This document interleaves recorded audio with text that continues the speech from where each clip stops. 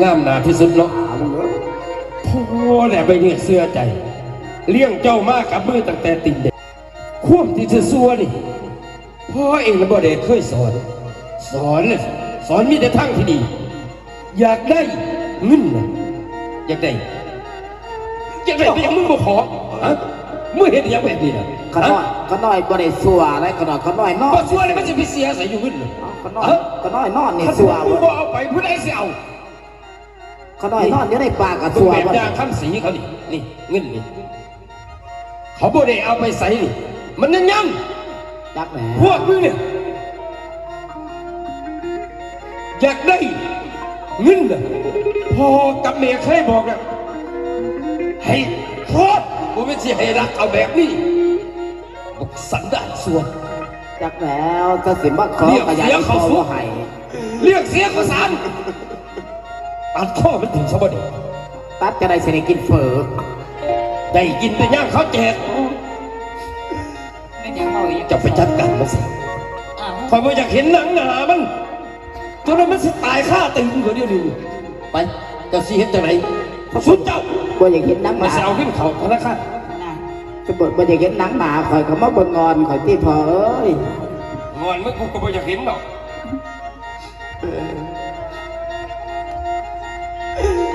ความเปลี่ยนในครั้งที่ยิ่งใหญ่มหาศาลมึงยาเด้อไม่ท่องแปลมาเด้ออดีตท่านเขาขอละว่าพระบรรดาเจ้าขอให้ตัวนักกายเป็นเอากันได้อดีตสายยอดทุกอย่างขอทางน้ำบรรดาเจ้าทางเจ้าให้เบิ่งแย่งเงินอ่อนพินลำเถื่อเบื่อลำทีแม่เลี้ยงลูกมาพ่อใหญ่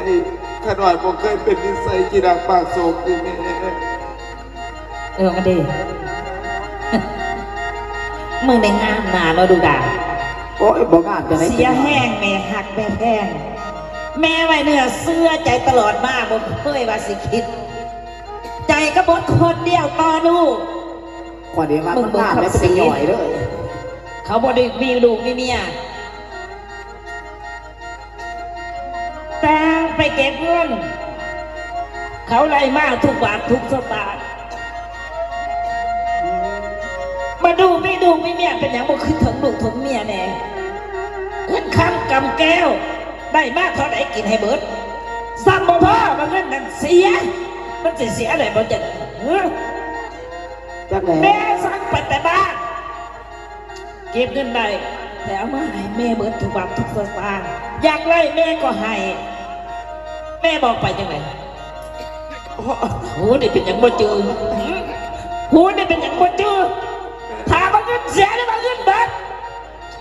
คอยว่ามันต้องมาให้แม่เห็นหนาเป็นอย่างมึงจังมาเป็นอย่างมึงว่าไปได้ฉันมึงว่ามึงเฮ้ยสถานเดียวยังว่ามึงตายสถานเดียวคอยว่าจะได้มึงสวดเสียให้กูเรียกมาผ้าใหญ่บ่ค่อยตีบ่ค่อยตบ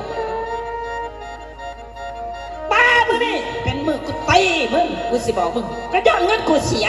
สาวกูสิหากันได้มากบ่เป็นจักหน่อยลิซาเบิดว่ามันผิดเท่หนึ่งแต่เดียวแม่เอ้ยอภัยโทษเลยมันเลยถอนโอ้เกียรติว่าทางโนฝ่ายเท่าทางลาดิใจเกียรติใจมันก็เหลือบ้านตัวกันอันนี้มันขึ้นได้ทั้งลูกได้ดิเพื่อใส่กันตลอดสิ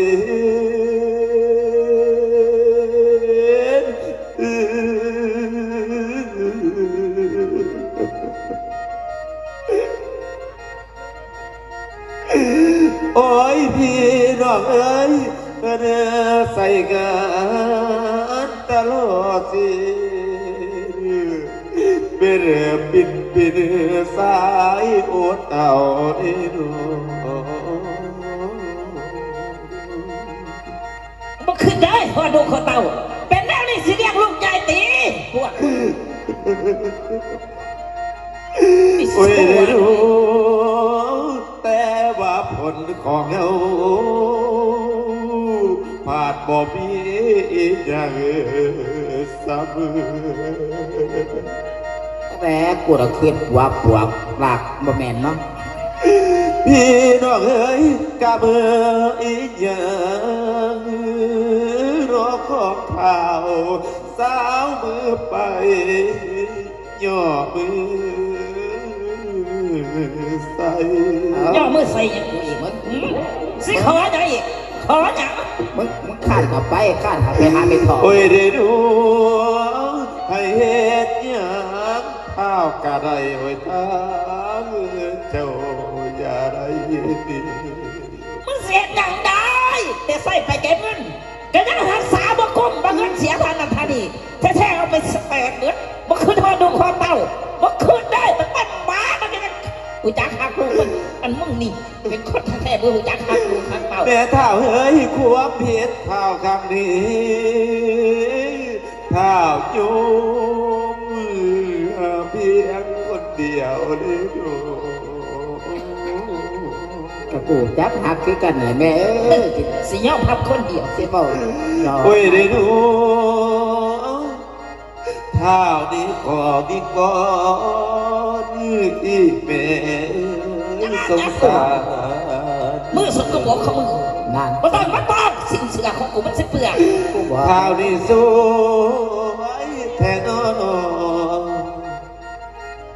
มึงอย่าสิขั้นไปหาขี้กระตือแปรเฮ้ย โอ้ยแม่เท่าเอ้ยลูกนี่สวยแท้นอยอมือขอผู้เป็นแม่ สองเพื่อเดี๋ยวขอสามเพื่อเดี๋ยวขอเอาตีนกูนี่บอกขอเอาตีนกูนี่บอกเฮ้ย กู ขออย่า โอ้ยได้รู้ให้เฮ็ดหยังก็แล้วแต่ ขอไก่ก็ได้ดอกดาเอ้ยมึงอย่าไปขอไก่ต้อง เพียงแต่สายรบพูนี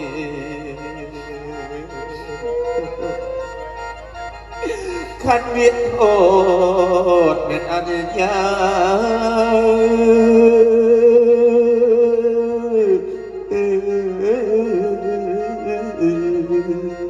โอ้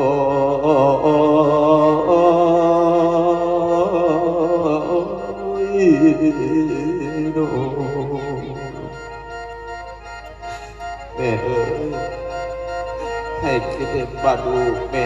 เลี้ยงมาตั้งแต่น้องบอกเคยกี่ดักขโมยขี้หนึ่งแต่บางความผิดพลาดของไส้สิยอมหาเพียงคนเดียวได้แม่นสิเป็นคนใส่เดินแนวใดลูกบ่ว่าใส่เอาหัวยานดังอีกลูกสิบ่ตมบ่ปากข้างเจ้าให้เบิ่งเอาข้าน้อยขอโอกาสแก่โตให้แม่อภัยให้กันหน่อยในตอนแม่ ดีคันมึงยอมทำทุกสิ่งทุกอย่างที่กูต้องการมึงมาอย่างนี้บ่อยากตายเงินเสียมึงก็ย่อมพับเงินเสียแต่กูใส่มึงทำนะมึงนี่กูใส่หยังมึงทำหยังมึงกำลังอับเบิดทุกสิ่งทุกอย่างกูสิบอกมึงแต่มึงบ่เคยถูกแต่มึงบ่เคยอยากเรื่องข้างกำแก้วมึงก็บ่อึดใส่ย้อนกูเป็นแม่อุปถัมภ์กำสู้มึงใหญ่ขึ้นมาจนป่านนี้ตีแต่มึงนี่กูสิใส่มึงบ่ใส่ไปเฮ็ดหยังไปทางงานหยังกูก็บ่ใส่กูสิใส่ให้มันสมพอใจกูมึงเฮ็ดกับไผมึงบ่เฮ็ดมึงมาเฮ็ดกับแม่มึงอีเทวีกูสิบอกมึงให้มึงลงไปขอทานมึงหานบ่หานบ่ฮะ บ่หาต่อข่อย แม่เอ้ย ไทยบ้านแถวนี่มือมึงก็ไม่ตีนมึงก็มีปากมึงก็ยังเบ้าเป็นหูมึงก็ยังไม่เงี้ยเขาสิสงสารมึงบอกมึงไปขายมึงไปขอฮะ เขาสิสงสารอยู่หรอกเห็นว่าเป็นคนถูกคนนี้ ไผเตาสิไปสงสารมึง ว้าย ไผสิสงสารมึง นี่ ไท เด้อย บ้านแถวนี่เขาก็ไม่หูไม่ตาคือกันเบิ่งพวกมึงหืม โอ้ยเขาบอกเห็นเอ เอาบ่ปฏิเสธเนาะเนาะเนาะ ถ้าเขาสิสงสารเขาสงสารกูพี่ มีเงินข้ามมากไม่ไกลกองพวกไรแดนมาอยากไรก็ขี้หรอกกูก็ตายไปเลยพอดย่างกูไปเก็บมา แมนว่าพี่น้องบ่ละผ้าจะมาไม่กี่ดอก ผู้ ว่า ใดสิท่านมึงผู้ใดสิท่านมึง ให้มึงแม่มึงหนากูคักๆโลดไปหาเก็บแต่บ่ให้เอาของไปเพื่อนกูมาขอท่านมึงไปหาแกกระป๋องหรือว่าทองยางไอ้เนี่ยได้บอก แม่เอ้ยกาหน่อยเกิดขึ้นมาได้เสื้อเผาด้านกษัตริย์บอกเคยไปขอทานบาทเมื่อไงเพื่อนดูแม่วัดทางขาดน้อยแม่เดียนพายพาใหญ่ติดกับมือคาแข่งกับพี่นายตั้งเจ้าบทในท่าดอกแม่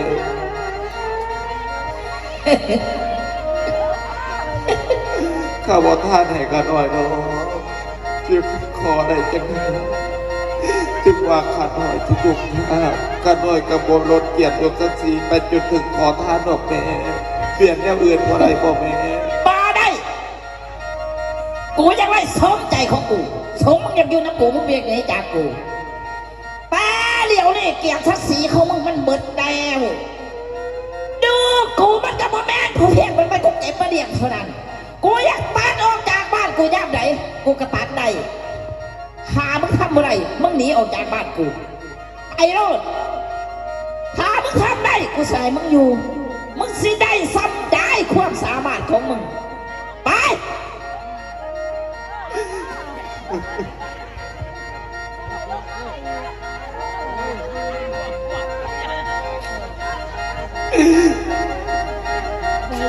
อันนี้เสียจังเลยดิ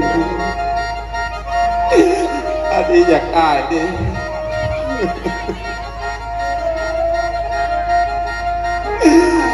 พี่น้องเอ้ยฟังเดี๋ยวที่ฟังแม่เบา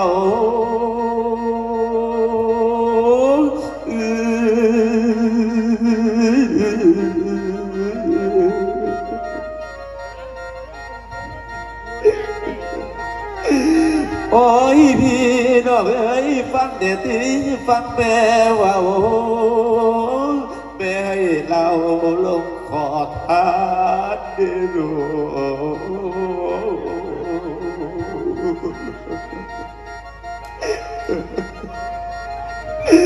โอ้ยได้รู้ทรมานนอทั้งใจหากเป็นไปบ่มี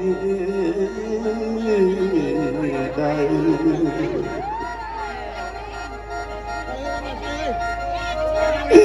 ญาติหลายเด้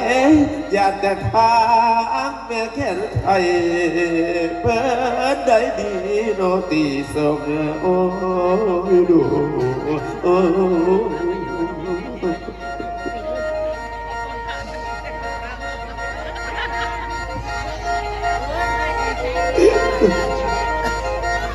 โอ้ยได้รู้ญาติตาดีญาติแต่ทางนอข้าหน่อยสิตา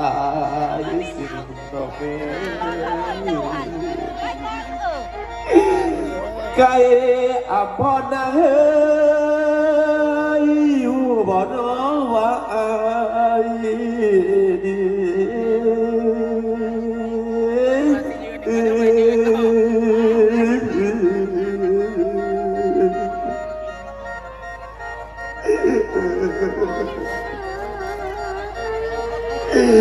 โอ้ยไก่อภรณ์เอ้ยอยู่บ่น้อว่าอายดีนั่งทุดีผูกน้อสับใดนั่ง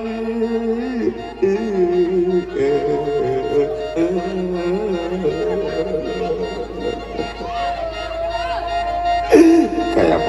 รณ์ไก่หูบอกว่าอายทนทุกข์ทรมานสักไหนเพื่อครอบครัวของชายอายจนยอมลงขอทานเพื่อน้อง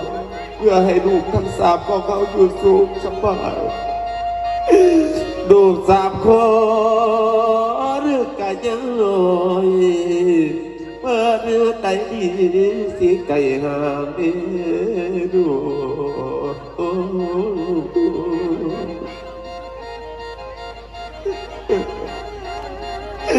โอ้ยเรู้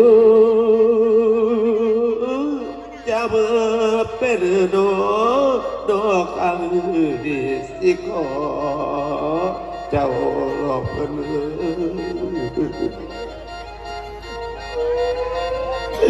ถ้าหากว่า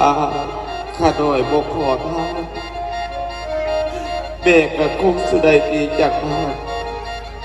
โทษเบาก็คือได้ดีจากบ้านโทษหนักก็คือตายสถานดีถ้าหากแม่ได้ดีจากบ้านเดี๋ยวอันนี้สิพาลูกกับเมียไปอยู่ใส่ลูกกันยังเป็นน้อย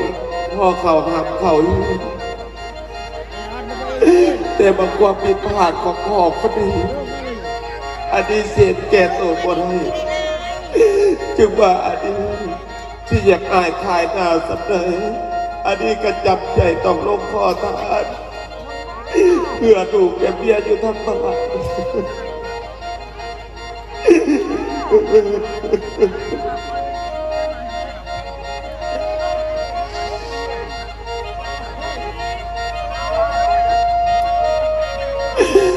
พี่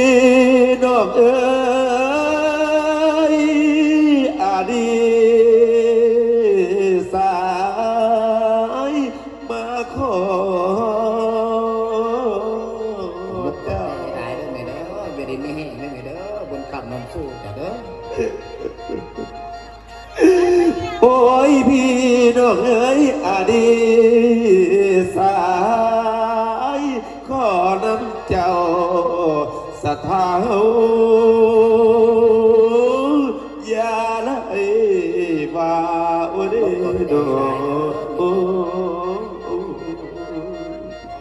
กินแม่แม่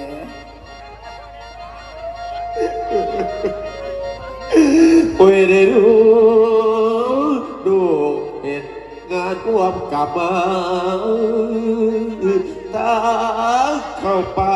บ่ได้กินลูกออกสักคิวออกลูกเหนื่อย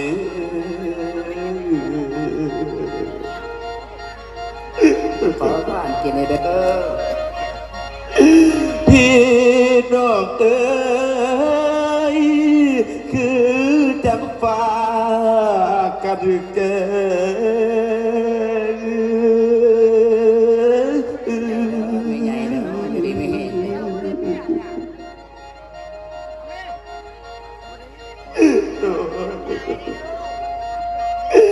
โอ้ยพี่น้องเอ๋ยคือจังฟ้ากันแกงจุดเท้าเราลงขอทานเลยโด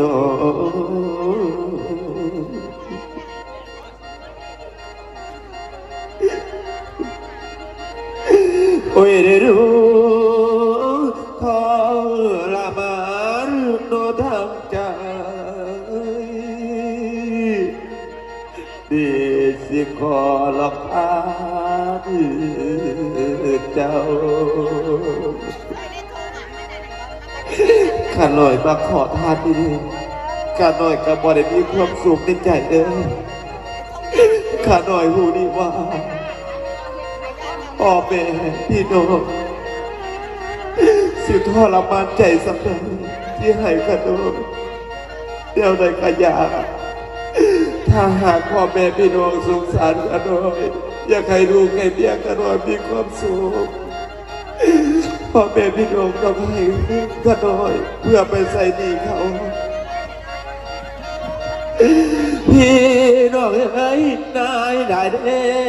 เด้เท้าสาวมือไป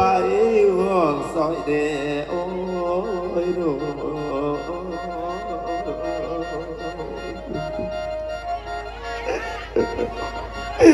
โอ้ยได้รู้สิทัดอยา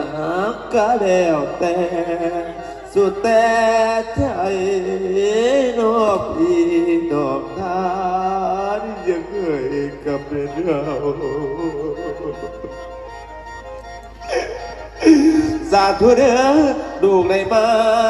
ขอท่านเจ้า อย่าได้นายโอ้ยสิ่งสา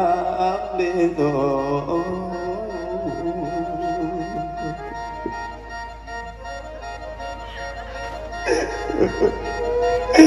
โอ้ยได้รู้ย้อนว่าสายโนบีกามบาปไรเด้อมือโอ้ยมาเกี่ยวเที่ยวเรือทางบ่สุเสรผัดบีเวรดอเด้อมือจอโอ้กู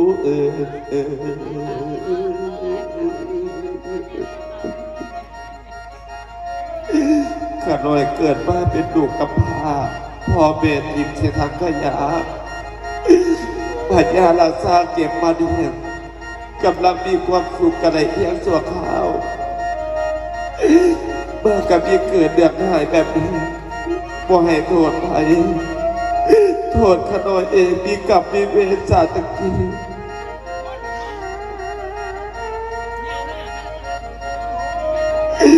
ได้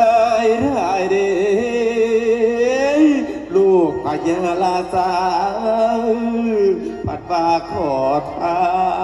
นเจ้า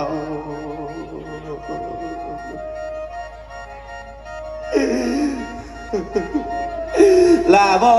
นปักอด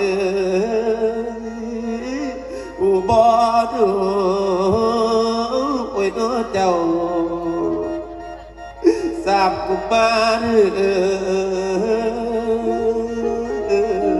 ลูกลาพ่อข้าแม่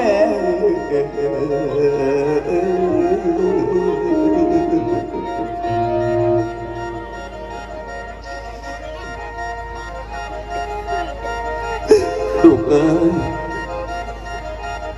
ชีวิตพ่อคนนี้สิขาดสิ้นกันยอขอตั้งแต่โลกทั้งสามให้อยู่ดีกินดีพร้อมกับนี้ปากอันนี้คนนี้มันเกิดมาพิการ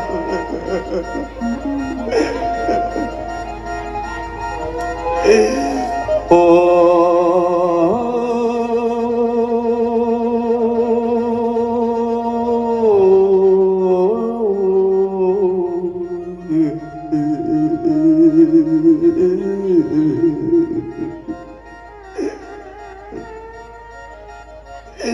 โอ้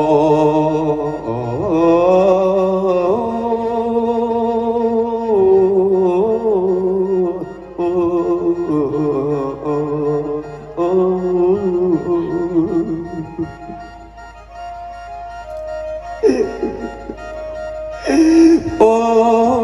ชีวิตของเราจับใจแล้ว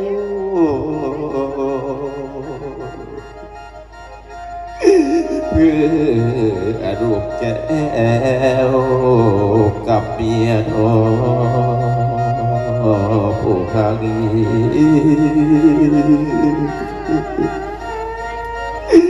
ป่าดีโนเมียขาน้อยกบใหญ่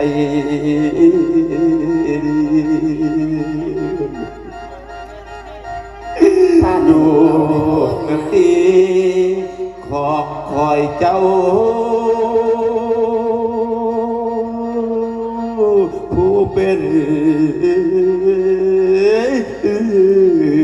พ่อบ้านนี้ดูกับเมียของขน่อยคงสิของทางคือที่ตักหน้ารอคอยพ่อกลับขึ้นเรือ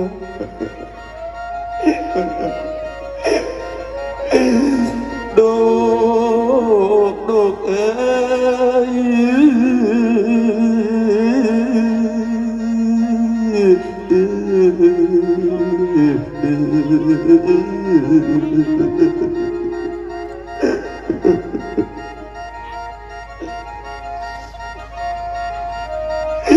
พ่อ บอกเคยสั่งลูกน้อยที่สอสดื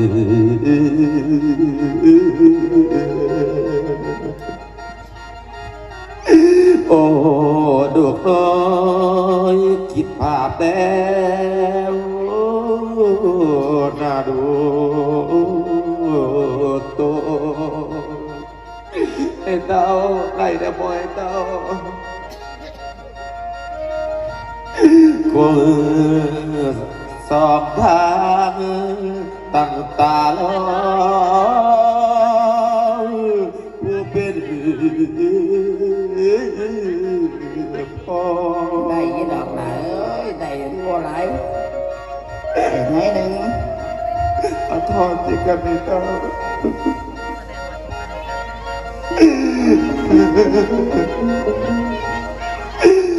ลูกพ่อเอ้ยพ่อขอทานเพื่อพวกเจ้า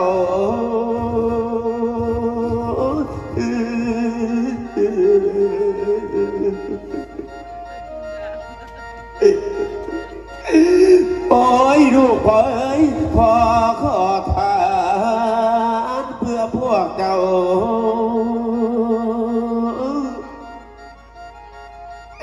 ขันเดือดเก่า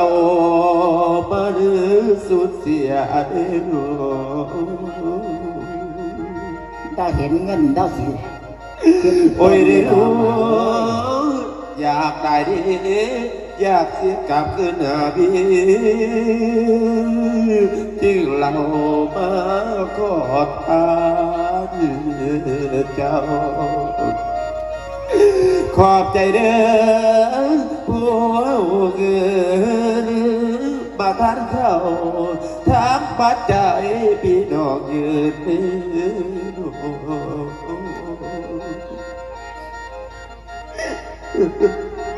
โอ้ยได้รู้ทางดีใจทางสัตว์บุญคุณเจ้าแม่เด้อบ่ดื้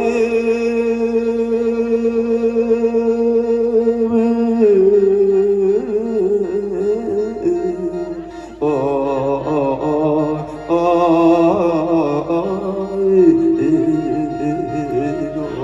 ผมมุกขอบใจเด้ออยู่ดีมีแห้งเด้อที่จะท่านมาให้กันดี ขัดบ่ได้พ่อแม่พี่น้องข้าหน่อยคุกสิตายเนี่ยน้องเดี๋ยวนี้ข้าหน่อยดีใจที่พี่น้องบ่ทิพย์บ่ปาสาธุเด้อขอให้พี่น้องจงมีแต่ความสุขความเจริญปราศจากโรคภัยไข้เจ็บต่างๆมีความสุขกายสบายใจถูกป่วยด้วยเบอร์เอทอนสาธุ พี่น้องบัวละผ้าเขาบวทิมดอกหนาเอ้ยได้ให้ใจดีขนาด ปากดีเนาะกูบอกในวงฝันเลยว่ามันสิเป็นแนวนี้ ก่อนมีก่อน สมความมึงตั้งใจ ให้เฮ็ดหยังทำหยังมึงก็ทำได้ทุกสิ่งทุกอย่าง คนเคยมีเกียรติศักดิ์ศรีกลายเป็นจิ้งจกขอทานเอาหลวงอดีต แสดงมาหลวงอดีตเบียดทวดเลยเป็นบอกไง ฮะ แสดงมาหลวงอดีตคนดีเบียดทวดเลยเป็นบอกไง มีโทษอยู่ดอกแต่กูใส่มึงก็สมความตั้งใจกูใส่หากว่ามึงขอเงินก็ได้สมความมึงมาปรารถนาเงินตัวนี้ก็พออยู่มึงขอหักเป็นเงินกูแต่ตัวเสียไปเป็นอย่างมันบ่ได้มากขึ้นเฮ้กูยังไรเงินตัวเสียไปแล้วกลับมาขึ้นแต่เงินตัวนี้นะมันไปขอทานไทยบ้านเขา มันบ่เป็นเงินตัวเสียให้มึงจำไว้แต่กูใส่มึงไปขอทานกูอยากทดต้องใจมึงว่ามึงสีลดไปเป็นจงขอทานได้หรือบ่ปัญหากูได้มึงออกจากบ้านไปมึงสีเลี้ยงลูกเลี้ยงเมียมึงกุมบ่ให้มึงตั้งใจฟังกูดีๆกูยังไล่เงินส่วนที่เสียไปกลับคืนมาแต่เงินม้วนนี่มึงไปขอทานมันเป็นเงินไทยบ้านเงินไทยเมืองเขาทานไทยมึง ข ข้าน้อยลงเห็นปัดนี่แม่ยังบ่เสียใจข้าน้อยอยู่ดีแม่ กูสิเสื้อใจมึงได้บ่ได้เฮ้อ ข้าน้อยทำทุกสิ่งทุกอย่างเพื่อพิสูจน์ความบริสุทธิ์ของข้าน้อยแม่เป็นอย่างคือเว่าให้ข้าน้อยแบบนี้เป็น มึงเห็นได้ก็เพราะว่ามึงเห็นหน้ากูมึงอยากให้กูนี่สงสารมึงบัดนอกไปมึงเห็นกูสิเป็นน้ำมึงบอกบักดวงอดีกูสิบอกมึงครั้งนี้เป็นครั้งสุดท้ายมึงกับกูตายกันโมเป็นแม่เป็นดู อ้าวเมื่อวานจัง อย่าจับ แม่ก็หูว่าอดีตมีแต่แม่คนเดียวเป็นอย่างแม่คือเว่าแบบนี้แม่ มึงรู้ว่ากูนี่เป็นแม่มึงคนเดียวแต่มึงเป็นอย่างมึงจะเห็นกับกูได้กูบอกมึงหลายครั้งกูสอนมึงมากูบอกค่อยบอกมึงว่าตีนสั่นมือเงาอยู่ในบ้านกูเลี้ยงไม่แต่คนใจสัตย์ชื่อถ้าหากว่ากูเลี้ยงมึงคนตีนสั่นมือเงาไว้พวกราษฎรผู้ครอบคุม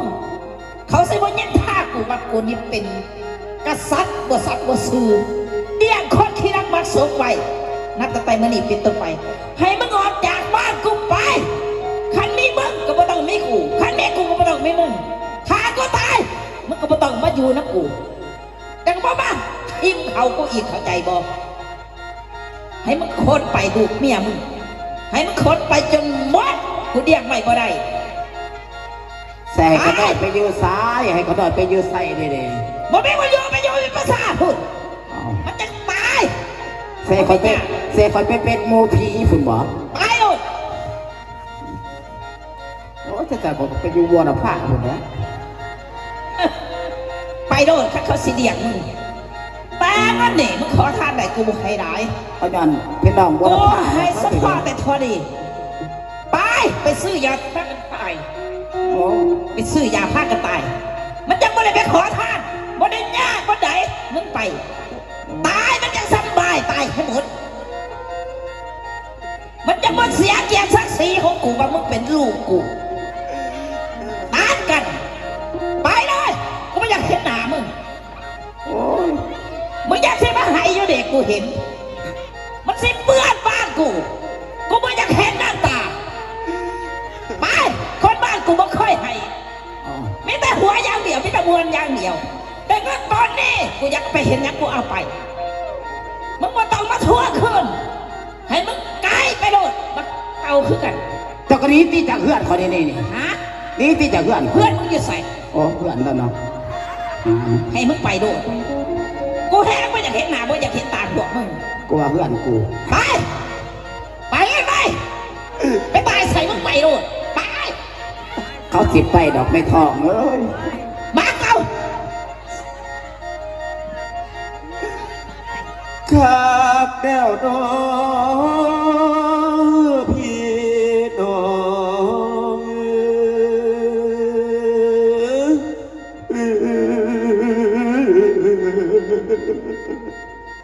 จังสี่เดียดาเอ้ยแม่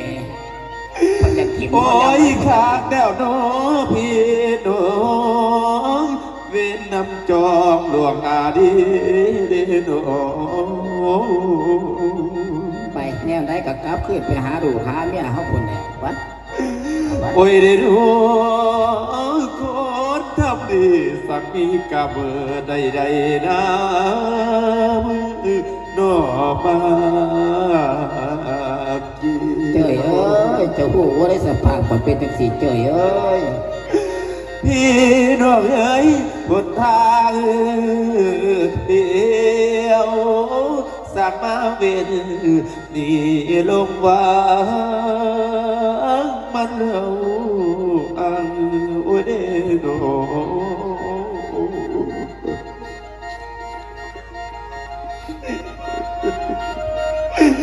โอ้ยเด้อ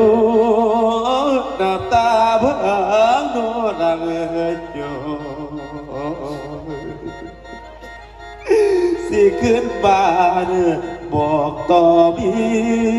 ย โอ้ยเจยเอ้ยเจ้าหูบ่ได้ สภาพมันเป็นจังสีเนาะเจยเนาะ โอ้ยเมียพี่บอกว่าคุยกับใครได้เจย เมียพี่เจยเอ้ยจะบอกว่าคุยกับใครเด้ ผู้คนนอนนาว่าเปลี่ยนสิ่งอีกคืนที่ ปักสองผืนแผ่นดินคำ คงคอยบัวขึ้นมาน้อป่านนี้มาทันเลือกเติมผัวเอ๋ยจากว่าหนาวและอ่อนข้างบ้านบอกข่าวเขา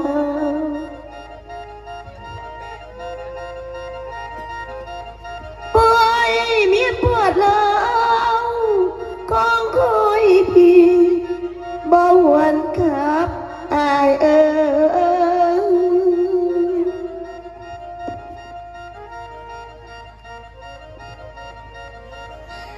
หัวนังไก่เลยหลับ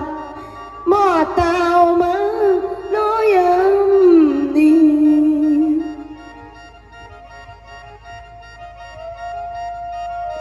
เหลือไปมีแฟนสอนอยู่ในเมืองมายอมห่วงโนผัว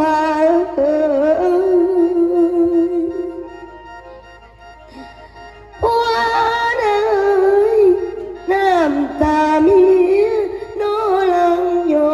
ยอันคอยเอ่ยหมอเตามา โอ้ยพี่เอ๋ยบอกลาเอ้ยคือบ่ถือไม้กันมาในลูกบ่เป็นเป็นหลักผ่าพระมาบ่ลูกหลาคือเหลืองก็คือลูก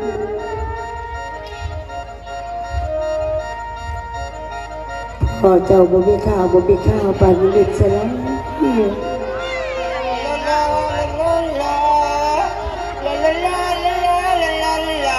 วเชย สวยเวลา ที่มันจะมีความสุขนะป่าเนาะ อ้าวก็บ่มีความสุขจังไหนเนาะลูกผัวไปหาเงินหาข้ามลูกเนี่ยทั้งพี่กับแต่งหน้าแต่งตาขาดตอนนั้นล่ะเบิ่งแน่นี่ไปเฮ็ดต้องผมมา200,000หาหน้า500,000โอ้ยไปหลายมื้อหลายเว้นล่ะก็บ่เห็นลูกดาวตาวขึ้นมานั่นล่ะเนาะก็จะได้เงินหลายผัวไปหาเงินไปแต่งตัวถาผัวคอย ไปเจยลูกเต่าเราส่งเงินมาให้เจ้าหลายปานนันทีจะจังได้แต่งหน้าแต่งตาทาเรา บ่ทันได้ส่งไปเส้นไว้ คันเราบ่ได้เงินกลับมาจะเอาเงินให้ใส่ไปให้เขา เอ้ามันบ่ได้เงินเว้ยเพราะว่าไปทั่วแท้ไปหาเงินก็ต้องให้เงินตัวเนาะเว้ยไปหาเงินเว้ยขนาดร้านข่อยมันยังลืมข่อย โอ้ยสวยเฉลือเกิน โอ้ยถ่ายหัวข่อยเนี่ยโอ้ยมันเห็นว่าเขาเพิ่นว่ากูงามล่ะ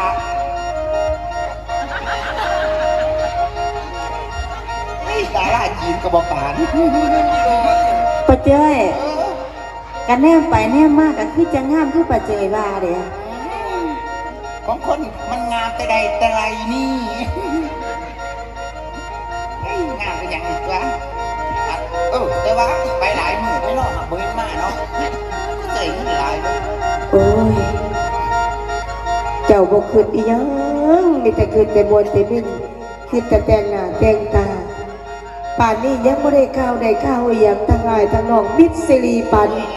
เอ้ยคนเฮาไปหาเงินหาข้ามลงเงินลงข้านไปหาเงินหาข้ามก็ต้องได้เงินได้ข้ามล่ะเอ้ยเฮาเป็นลูกเป็นเมียเป็นลูกเป็นเต้าอยู่บ้านอยู่ซอกก็ต้องข้องต้องทานละเนาะโอ้ยผัวกูบ้านกูแรงหับผัวเอ้ยผัวกูก็จะลงกูนี่ตัวบ้าจ้าเอ๊ะเต้าไปแน่เบ้ยคักเฮ้ยกูนั่งไกลๆด้วยผัวต้องลืมกู อาดีสายกลับคืนมา หัวเอื่อยแต่สิบวานนกเอื่อยย่านได้ถามแบบนี้ โอ้ยอาดีสายกลับคืนบ้านพ่อละบ้านกุมลายามเดียว อดีตดึงอดีตดึงอดีตดึง โอ้ยได้ดูเบิดหนทางแล้วพี่น้องสิมาเว้าบอกต่อ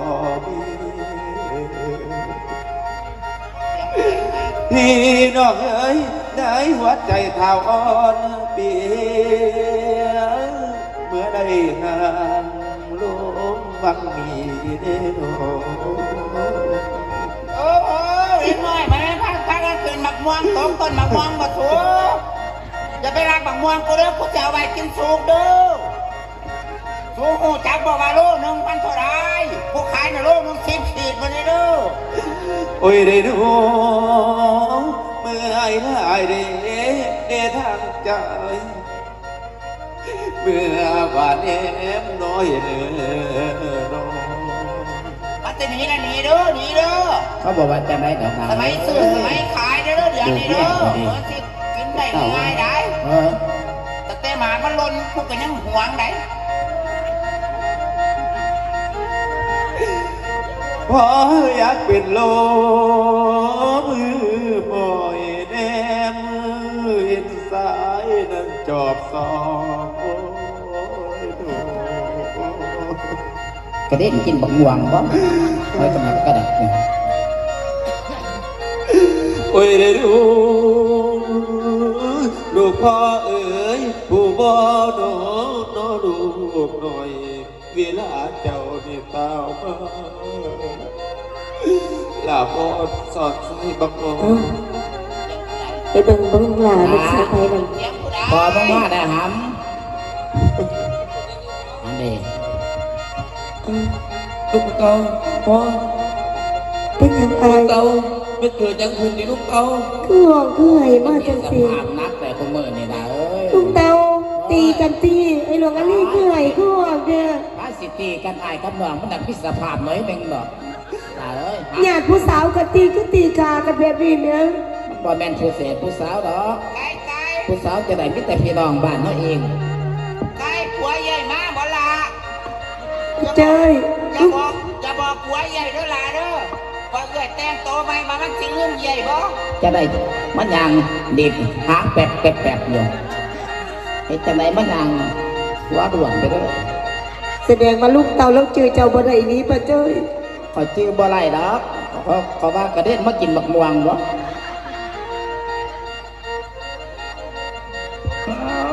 งามกันงามจริงเลย ข่อยว่าแล้วมาผัวข่อยมาตั้งย่องข่อยว่าข่อยงามคือกะเล่น โอ้ยจะเป็นฝนเลยเนาะเออ หลวงเต้า เออ เจ้านี่ใหญ่ก็บ่เป็นใหญ่เนาะใหญ่ย้อนกินข้าวเท่าย้อนเกิดเฮิงเนาะ แล้วจังนี่ได้ อันไปน้ำกัน2 คนกลับมาก็มาตีกันเนาะ ก็ไม่ได้ตีดอกเกยเอ้ย เงินข้างตามแก้วหันบ่ได้จะถือก็ได้แต่ว่าเจ้าถือก็ได้หลวงถือก็ได้จะไปยากกันถือเป็นอย่าง อยากจังไรเงินค้ำกันมอบไปมันเบิดก็ไม่ได้ถือดอกเกยเอ้ย เอาไปยังก็คือตีกันก็น่ะ ตีจังไรพวกเจ้ามันสิบอกจะฟังดอกก็บ่เบาดอกหันเบาก็ ไก่อำพรดอกบอพร้อมลูกอ่อนพอทั้งสามเดือน ให้เป็นอีหยังไห้คือห้องคือไห้ เอามาเย็นสิฟัง นาเอ้ยนาอาดิพอปัดตายวันวางอูนอคือบ้าน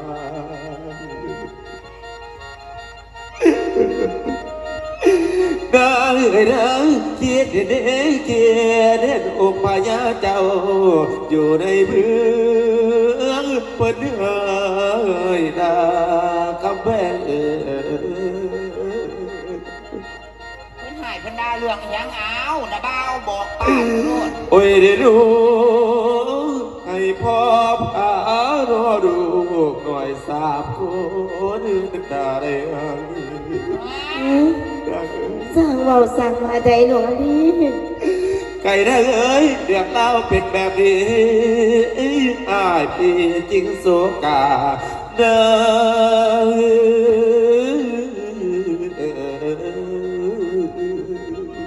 เป็นอีหยังพ่อจังไรหนีจากบ้านจากเมืองไม่อาย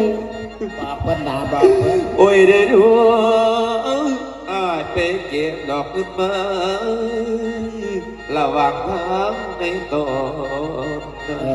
บอกมันด่ามันแก่งบอกลูกบอกเมียอะไร เดินไปบ้านบ่มีใดพากันนอนอยู่ในไผ่ตาเป็นคอยมันโลดขับ แม่นน่ะแล้วมันตะเว้นตกดินคำโรด แม่น โอ้ยได้รู้คืนเสียไปบ่ซ้ำตอนนอนข้างอยู่ป่าไผ่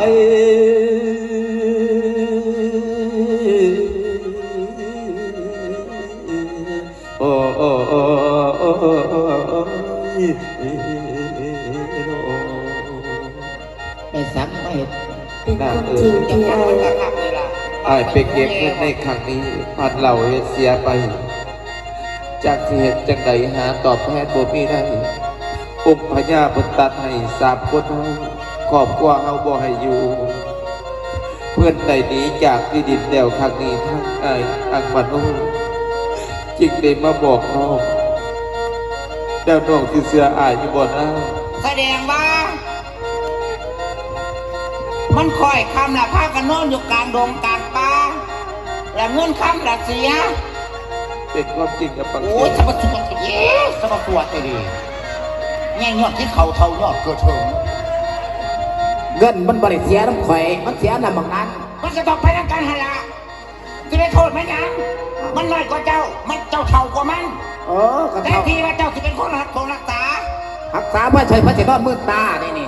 กูบ่ได้นอนมืดตาได้เจ้ย เอาแต่แท้ทีว่าผู้หนึงนอนกับผู้หนึงย่ามผู้หนึงย่ามผู้หนึงนอนพี่ ยามอยู่หักบ่มอจิต เว แจ้ง ลาคันกูจะไปนั่นแหละให้ไล่ขากูกลับมา บัดนี้มามอจิตแจ้งเผานอนบัดนี้อยากนอนแฮะ โอ้แสดงว่าตอนหัวค่ำ เออ นี่นอนเจ้าย่าม เออ เดินมาเจ้าย่ามมันนอน เออ นั่น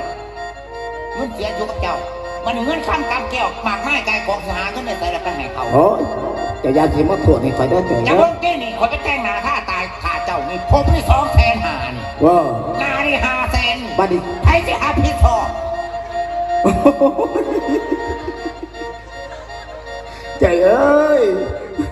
จะพายสิฮับพิษสอบคนบริหารพิษสอบมันเจ้าดอกเจ้าไปเห็นเองเจ้าจะเห็นถาเงินแต่มันเงินบ่มี เอ้ากันตันกะติเฮ็ดจังได๋สนั่นก็ ปะเจ้ย บ่มีเงินให้เขาก็จะไปให้เขาซ่อมฟรีอะตัวกันเนี่ย มีอยู่อย่างเดียวเลยปะเจ้ย เป็นจังได๋ เอาเป็ ล่ะ ดน้อยปะเจ้ยตัวเดียวนั่นแหละไปขาย เป็ดน้อย เป็ดตัวเจ้าหักให้แห้งอ่ะ อ้าวเอาไปขายตามนั้นบ่มันสิพ่อค่าเส้นผมเรา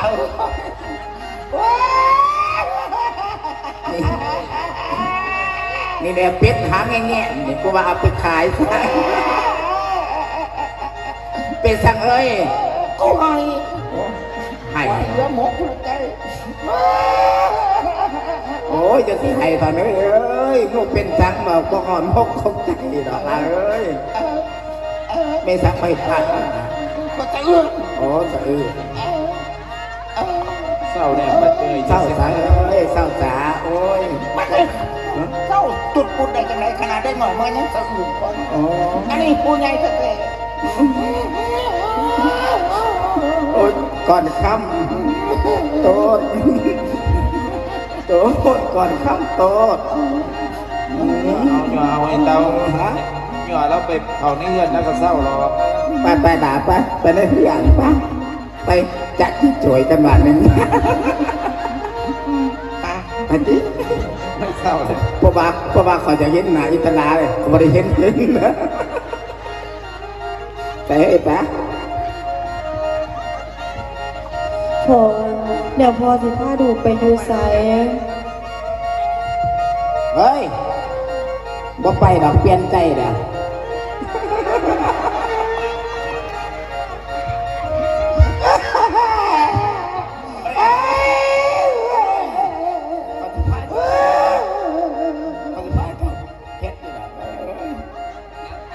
เศร้าเลยโอ้ยดีสุดคือหมานโอ้ยดีเด้เมียผู้เดียวไม่ลำคาญ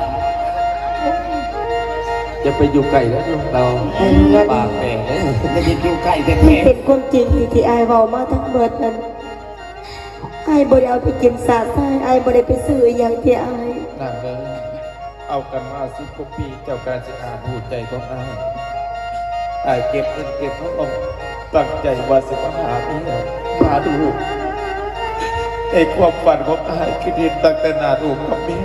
บ่เคยคิดมีจิตหนึ่งใจสองบ่เลยเอาไปซื้อกินพวกบ้านแม่ตั้งแต่บาทเดียวสลึงเดียวแต่ว่าอายเฮ็ดเสียอีดีอายยอมรับนางสิเสียอายอยู่คนละตอนนี้มันได้ดีจากบ้านแล้ว เกยอำพรทำสติตัง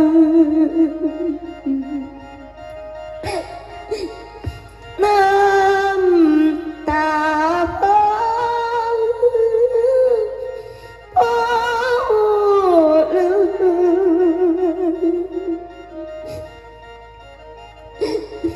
ผัวนางเอ๋ยองค์พายโนเรืองเงินคำแก้วลดไหลดีหาเงินมานอเถื่อนี้ร้อยสักทีโนเดียอายเอ๋ยพอก็ได้เอาไปซื้อกินดีพอเงินเสียไปในกลางทางระหว่างโน้นอยู่ในดาวเป็นความจริงเดลวงอลี เป็นความที่สบาย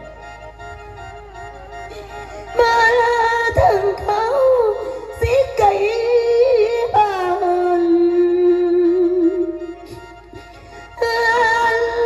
สารพัดขาบไหล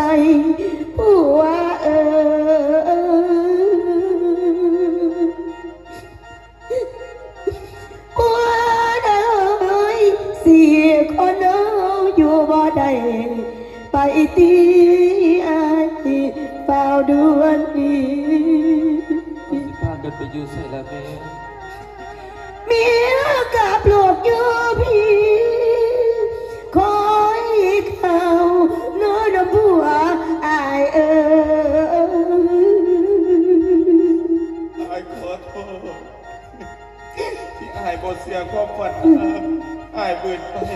สุดท้ายกับพี่ทางที่ดีอายขอโทษนะ ผัวเอ๋ย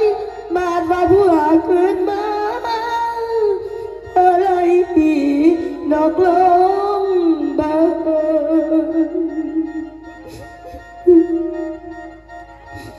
ลูกสามคนจากสิไปนอนสนอยู่ทางไหนบอกหัวเถื่อผัวเอ๋ย ไปนะ ผัวเอ๋ยจังเป็นตัวเก่าเหลืองผัวขึ้นมาโนสัวแล้วเมียแก้วนอกเครื่องเมืองโอ้ยเพีย ไก่เอาพ่ออายมีลานสังหรณ์ในใจเสียเกินไก่เอาพ่อให้คำมั่นสัญญากับอายได้บ่ว่าต่อไปนี้ ถึงว่าครอบครัวของเขาสิถูกอย่างสักใดแม่แต่สิกัดก้อนเกลือกินเข้าบัดเดียวกันสิยอมกินน้ำกันบ่ทิมบ่ปากันอยู่ ใครบ่ได้สัญญาถึงสิทุกข์สำใดลำบากสำใดเมียสิอยู่เคียงข้างกับลูก3 คนลำบากสำใดเมียก็สิสู้สิทน ป้าเจ้ยลูกเต้าไปเลยเด้อไปได้ไป ลูกหลาน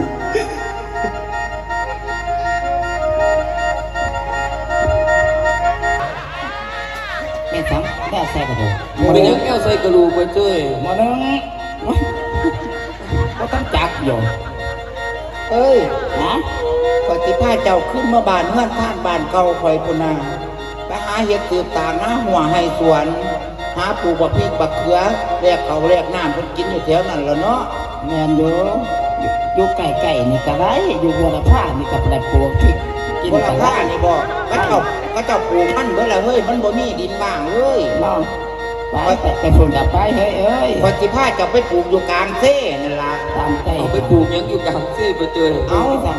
ดินมันว่างได้มองกันเพราะว่าน้ำมันบกลงมันก็มีงูหินอยู่ไปถ้ามาดินว่างมีมองเดียวให้แน่ดินว่างเฮ้ยเอ้ยภาษาเจ้าก็ไปว่าจะไปปลูกไปยังมันบอกกันเจ้าแต่ละต่อปากต่อความไปเฮ้ยไปหัวก็ไม่เป็นหัวบาดหัวเมื่อกันเจ้าผ้านี่หางเนี่ยนี่อันหัวเมื่อโตนี่ผ้าแห้งผ้าทุกผ้าเนี่ย จะก็ไปเวรกันไปเจอแล้วนะ จะเป็นพูดจะเป็นผู้มาเอ้ยถ้าต้องหาดอกถ้าลูกถ้าหลานนั่นไปฉันเราบริโมกิใจแล้วฉันเอาหาช่วยแล้วเพชรกับมาเร็วทุกเอาอยู่หัน ทุกจังไดแด้พวกกันนั่นวะเฮ้ยเอาข่าวน้อยนึงเขาเพราะว่าพูดก็ได้อีกกันได้เหมือนกัน โต๊ะปากเขาเอาอยู่หันยังสิพาไปหาเห็ดหัวเห็ดสวนนี่พุ่นละอยู่กลางเช่พุ่นละมันโมนี่ดินเปล่าวางก็ได้มองได้งูหินใหญ่ๆก็หาปีลงมาใส่เอาหลักปลูกหันตัวจับสิหังสิมีหัวบาดหัวเมื่อผ้าเมียถูกเมียอันผ้าเมียหังเมียมีบัดหัวตัวเองนี่นะจับสิเรากูจะเขาหนีถิ่นมัน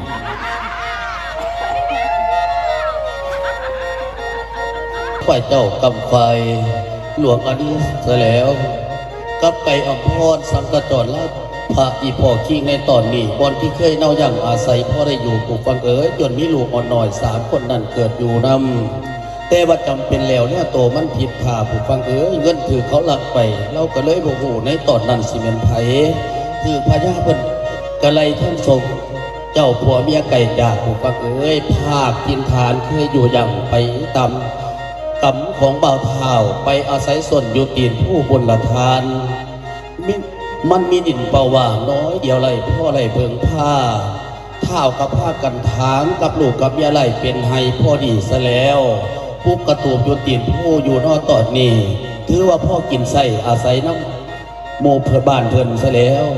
บัดนี้น้องจังขอเสิร์ฟพี่น้องฟังรับเรื่องต่อนิทานบนมวลเหตุการณ์มันจะเป็นเท่าไหร่ติดตามและชมฟังในตอนต่อไปพี่น้องบนมวลขนาด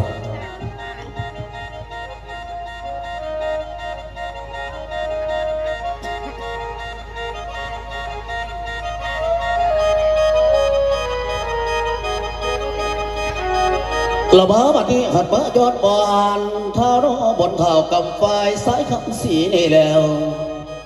แสนเต็มที่ทั้งเฮาอังกะใจนอตอนนี้เองละคิดหลายเด้งคิดเห็ดนอคัดต้นน้อยไก่อัมพรนั่นคือป่าอ๋อ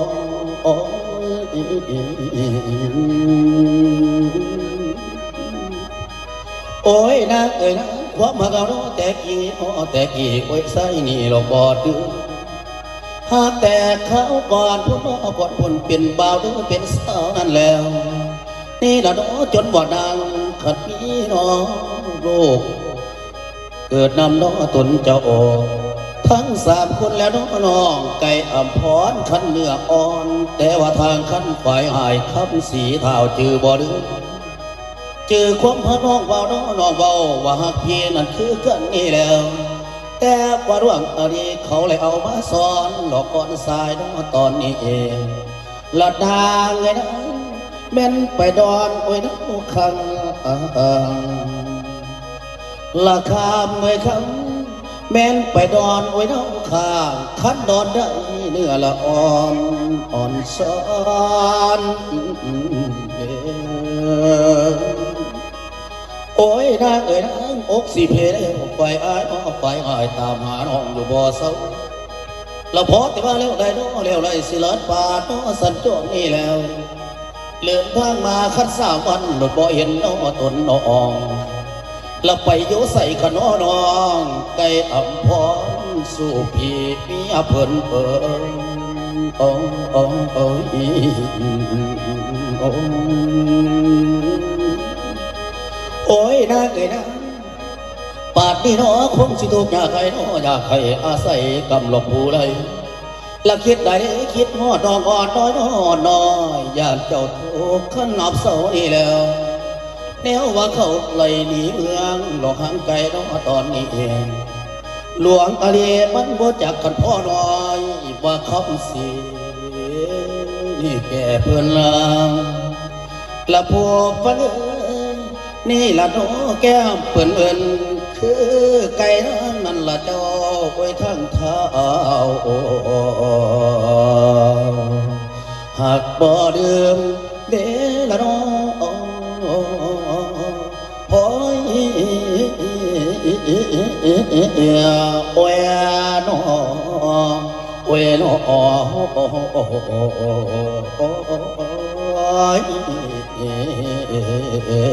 ละน้อโอ้ยพี่น้องเลยหลาย10 ปีมาแล้วคิดว่าสิหลงก็ยังบ่หลงบ่ลืมอันความหักคือมาสาบซึมเขาอยู่ในจิตในใจผู้ขาแท้ผู้ใดได้ปล่อย5 มึงกันบ้าง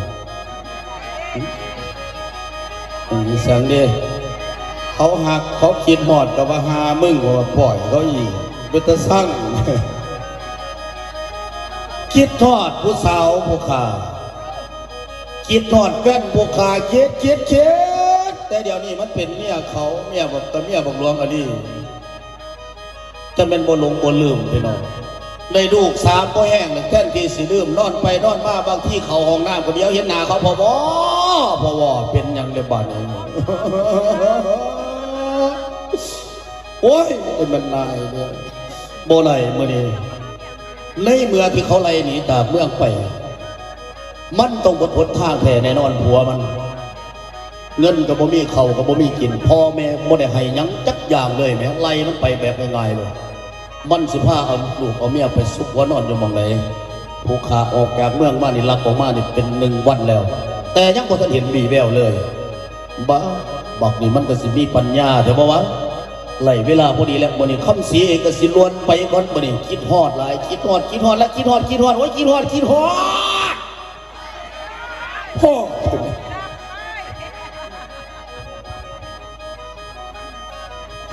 บัดนี้ผู้ฟังเอ๋ยส่วนว่าทั้งฝ่ายเจ้ากับฝ่ายหลวงอดีสแล้วเขาก็อยู่กับเมียซื่นขัดใจในตอนนี้ลูก3 คนพ่อในส่วนสูตร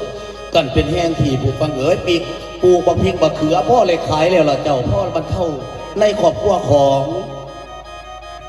อ่อนล่ะไก่เอาพ่อนี่หลวงปู่นี่บนวันจากที่ท่านตอนต่อไปเหตุการณ์มันจะเป็นอะไรติดตามรับชมรับฟังได้แล้วขน่อย